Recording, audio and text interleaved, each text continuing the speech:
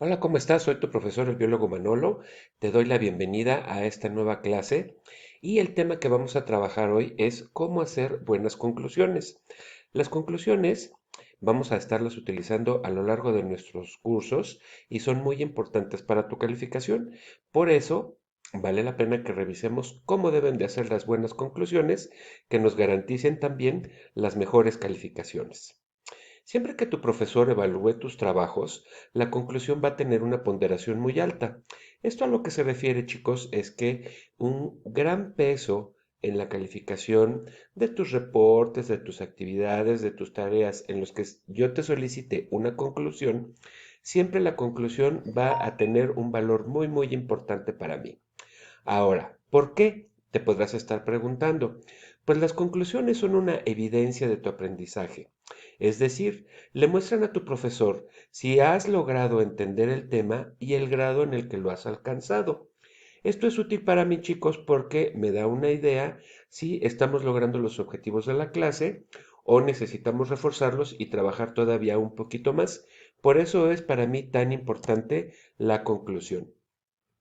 Para entender primero qué es una buena conclusión, necesitamos diferenciarla, la conclusión, de lo que es el resumen y la narración. Y para ello vamos a utilizar un ejemplo muy sencillo. ¿Te acuerdas tú del cuento de la Caperucita Roja? Seguramente que sí, pero vamos a analizarlo desde esta perspectiva, como una narración, como un resumen y como una conclusión. Y todos son el mismo cuento. Si te fijas en la narración, dice aquí: había una vez hace mucho tiempo, en un lugar muy lejano, una pequeña niña a la que todos conocían cariñosamente como Caperucita Roja. La llamaban así porque el día de su cumpleaños su madre le regaló precisamente una caperuza de ese hermoso color. Bla, y así se sigue toda la historia hasta llegar a vivieron felices para siempre. Eso es la narración. Ahora, si nos vamos al resumen, dice aquí: la madre de una niña le pide a su hija que le lleve unos alimentos a su abuela, que vive sola en una cabaña en el bosque. Desobedeciendo a su madre, la niña se encuentra con un lobo feroz que intenta desesperadamente comérsela. Finalmente, la niña es rescatada del vientre del lobo gracias a la intervención de un leñador. Aquí nos está dando toda la historia, nos cuenta toda la historia, pero de una manera muy breve. Por eso es un resumen. Por último, chicos, la conclusión, ¿sí? Lo que aprendemos de la historia es que no es conveniente que los niños pequeños desobedezcan a sus padres, puesto que de hacerlo así podrían sufrir muy graves consecuencias. ¿Se fijan? La narración nos cuenta toda la historia. El resumen nos da una versión abreviada y corta de la historia y la conclusión nos muestra qué es lo que se aprendió de toda esta historia. Esas son las diferencias entre narración, resumen y conclusión. Las conclusiones deben de ser eso, chicos, conclusiones, no resúmenes, no narraciones. Y siempre serán las mejores cuando sean precisas y concisas. Las mejores conclusiones no son las más largas. Y una buena conclusión puede tener solamente dos o tres renglones. Puede tener dos o tres renglones y ser una muy buena conclusión, siempre y cuando me muestre cuál fue tu nuevo aprendizaje. Las mejores conclusiones también tienen una buena redacción y mucho cuidado con la ortografía, que yo sé que a muchos de ustedes les cuesta mucho trabajo, así que hay que estar muy atentos. Además también del uso correcto de los signos de admiración y de puntuación. Si tú tienes un dispositivo, cuando escribas tus conclusiones puedes apoyarte de los correctores automáticos. Pero recuerda, no son enteramente confiables. Entonces, hay que revisarlo de todas maneras, aunque el corrector de estilo es bastante útil, pero no infalible. Tómalo en cuenta. Cuando hagas una conclusión, tómate tu tiempo. No lo hagas a las carreras. Concéntrate. Anota los conceptos que sean los más importantes. Tómate tu tiempo, es bien importante. Y cuando ya tengas todo esto junto, ordénalos y únelos de la manera en que sea más útil para que lo entiendas mejor. No te desesperes al principio. La práctica es la que hace al maestro y seguro conforme tú vayas haciendo más conclusiones y más conclusiones a lo largo del curso, te vas a dar cuenta de que vas a ir mejorando y cada vez lo vas a hacer también más rápido.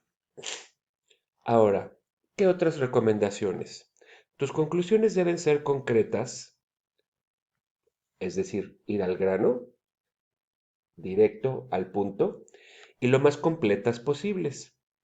Punto bien importante, deben expresar hechos,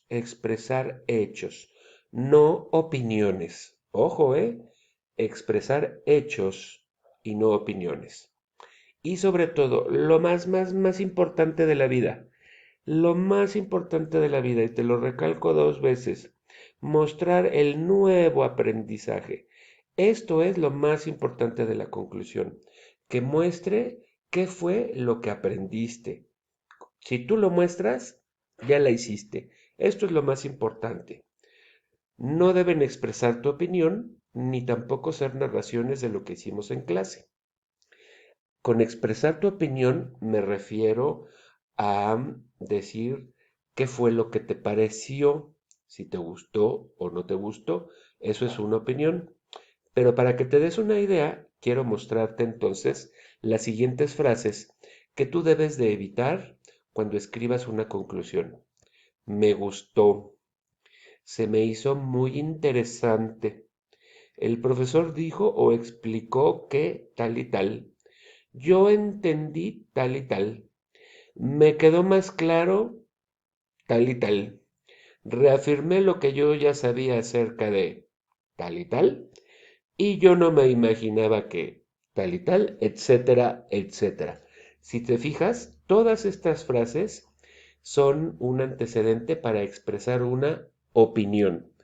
Y en las conclusiones no necesito opiniones, necesito hechos. Si tú aprendiste sobre la célula y la mitocondria, tu conclusión debe de hablar sobre la célula y la mitocondria, no si te gustan las células y las mitocondrias o si te parecen interesantes, sino qué fue lo que aprendiste. Espero que esto te quede muy claro. Jamás incluyas en tus conclusiones información de la que no estés total y absolutamente seguro. Si tú incluyes una información en tus conclusiones que son erróneas, podrías tener un error muy grave que afecte tu evaluación o tu calificación. ¿Por qué? Si la conclusión, como te decía yo hace rato, sirve para expresar el nuevo aprendizaje y tú en tu conclusión incluyes errores, eso quiere decir que no aprendiste. Por eso es muy grave poner errores en las conclusiones. Ten mucho cuidado, te lo recomiendo. Asegúrate de no tener ninguna duda y evita redactar en la primera persona del singular. Tú recordarás de tus clases de español, la primera persona del singular es yo. No escribas empezando con yo. Describe las cosas, puedes usar la tercera persona del singular, pero una buena recomendación es que nunca lo hagas empezando con la primera persona del singular, es decir, yo. Ahora, lee y revisa tu conclusión antes de entregarla a tu profesor. Ya la terminaste, ya la escribiste, ya la revisaste, la checas muy bien y entonces ya me la mandas por favor para que yo te pueda calificar. Revísala muy bien, no lo hagas a las carreras, es bien importante. ¿Qué más tenemos para recomendarte?